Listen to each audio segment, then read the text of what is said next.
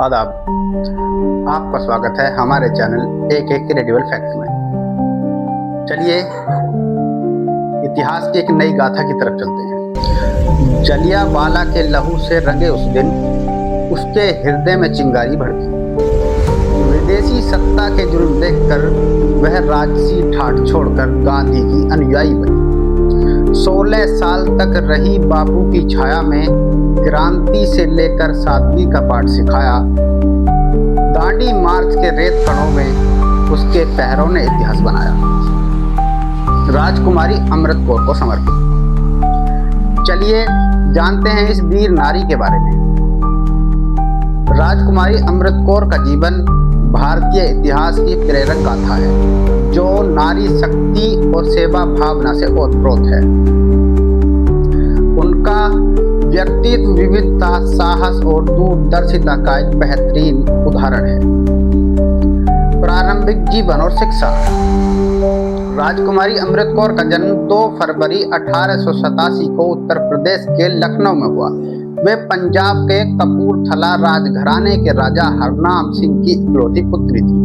राजसी परिवार से होते हुए भी उन्हें बचपन से ही उच्च शिक्षा और समाज सेवा के संस्कार मिले।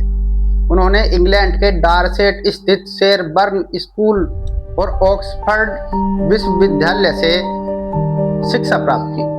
स्वतंत्रता संग्राम में भागीदारी। 1919 में जलियांवाला बाग हत्याकांड ने उनकी भावनाओं को झकझोर दिया और वे निस्वार्थ भाव से स्वतंत्रता आंदोलन में कूद पड़ी। गांधी जी के नेतृत्व में वे 16 वर्षों तक उनकी सचिव रही। वे दांडी मार्च, भारत छोड़ो आंदोलन जैसी प्रमुख गतिविधियों में सक्रिय भागीदार रहीं और अक्सर जेल गईं। उनका जीवन तपस्वी की तरह राष्ट्र सेवा के लिए समर्पित था। महिला अधिकारों और सामाजिक सेवा का अभियान। अमृत कौर ने महिला और दलितों की दशा सुधारने के लिए कई क्रांतिकारी कदम उठाए। वे पर्दा प्रथा, बाल विवाह जैसी प्रथाओं के विरुद्ध निर्भीक होकर बोलती थी। 1927 में उन्होंने अखिल भारतीय महिला सम्मेलन की सह स्थापना की, जो आगे चलकर महिलाओं के लिए शिक्षा, संपत्ति के अधिकार, मताधिकार जैसे मुद्दों पर आवाज उठाने वाला मंच बना।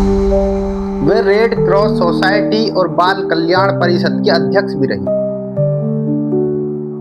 स्वास्थ्य मंत्रालय और एम्स की स्थापना।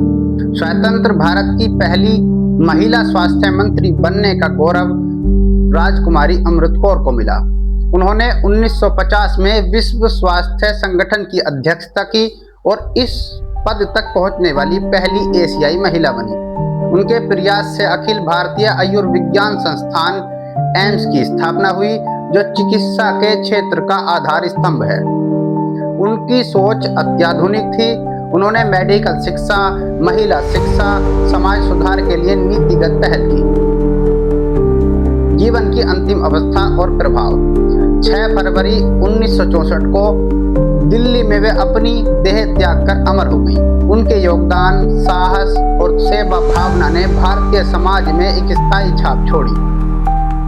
वे आज भी नारी शक्ति और उच्च नैतिक आदर्शों की मिसाल हैं, जो हर सच्चे भारतीय के लिए प्रेरणा है। आज भी एम्स में अगर किसी मरीज का इलाज होता है तो उस पर राजकुमारी अमृत कौर का बड़ा उपकार है। उन्हें मिले सम्मानों पर एक नजर। टाइम्स पत्रिका।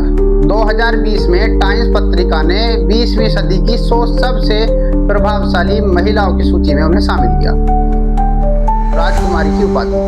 द न्यूयॉर्क टाइम्स ने उनके निधन के बाद देश सेवा में उनके योगदान के लिए उन्हें राजकुमारी की उपाधि दी। वास्तव में राजकुमारी ही थी। राजकुमारी अमृत कौर की गाथा आपको कैसी लगी, हमें कमेंट में बताइए। वीडियो को लाइक कीजिए और शेयर कीजिए। हमारे चैनल को सब्सक्राइब कर लीजिए। धन्यवाद।